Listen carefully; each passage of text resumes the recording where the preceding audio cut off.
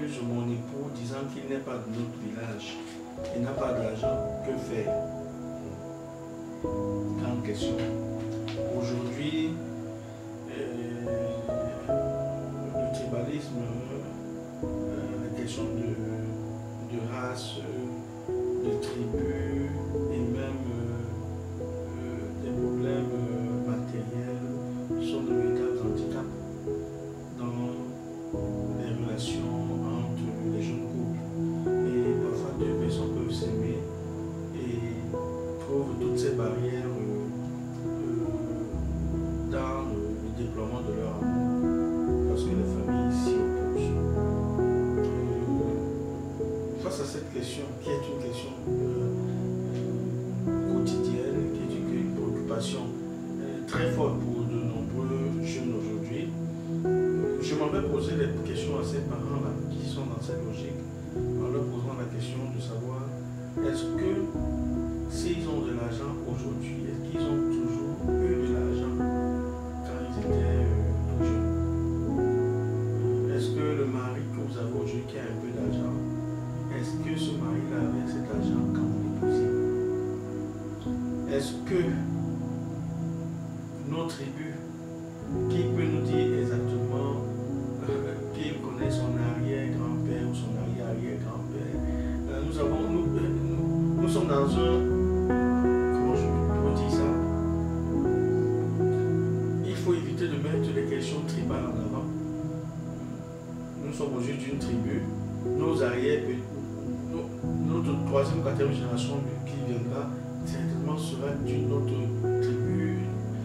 Il ne faudrait pas véritablement que cela constitue une véritable barrière. Moi je pense que nous pensons que c'est l'amour qui doit être au centre. C'est la compréhension de l'autre. Est-ce que la personne que j'ai en face de moi est une personne qui a une certaine crainte de Dieu? Est-ce une personne qui respecte ma dignité? Est-ce que c'est une personne qui est dotée de qualités humaines que j'approuve? Est-ce que la démarche entreprise par cette personne pour rencontrer mes parents a été une démarche bonne? Parfois, la démarche qu'on entreprend crée des barrières. Quand mes parents sont contre telle tribu, est-ce que mes parents n'ont pas été choqués dans leur vie par rapport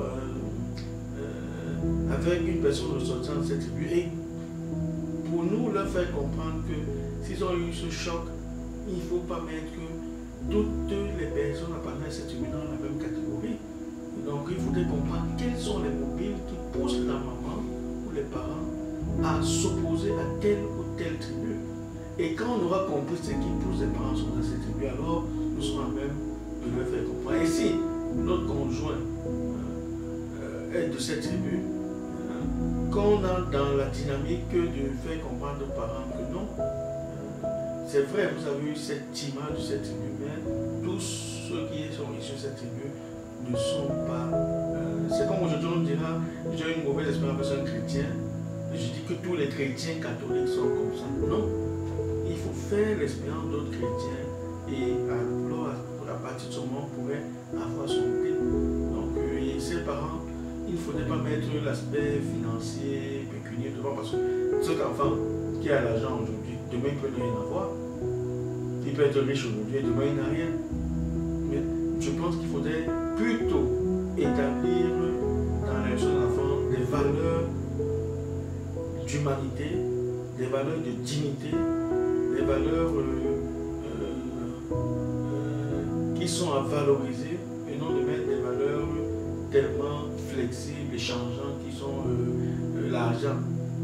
L'argent, il y a des gens qui ont commencé avec beaucoup d'argent, mais après qui ont fini sans rien avoir. Il y en a qui avaient beaucoup d'argent, mais qui après sont retrouvés en prison. Il y en a qui avaient telle et telle chose. Donc moi je pense que là, il y a une erreur au niveau des concepts des valeurs.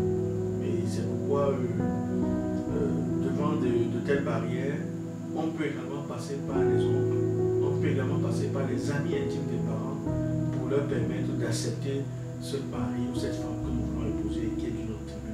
Ou alors trouver des exemples des couples qui sont de tribus c'est très souvent important de passer par des amis proches des parents, par une personne religieuse, un prêtre, hein, une personne d'autorité morale, pour faire comprendre aux parents, regardez autour de vous ce que les parents respectent et leur faire part de votre problème et qu'ils trouvent avec vous la démarche à suivre pour pouvoir convaincre les parents. Mais ne jamais entreprendre cette relation fortement en disant je m'en fiche des parents. Ce serait aussi un manque de respect pour les parents. Donc ces parents, on peut également les éduquer. Et il faudrait pour les éduquer passer par des personnes qu'elles respectent. Que le Seigneur vous bénisse au nom du Père, du Fils et du Saint-Esprit.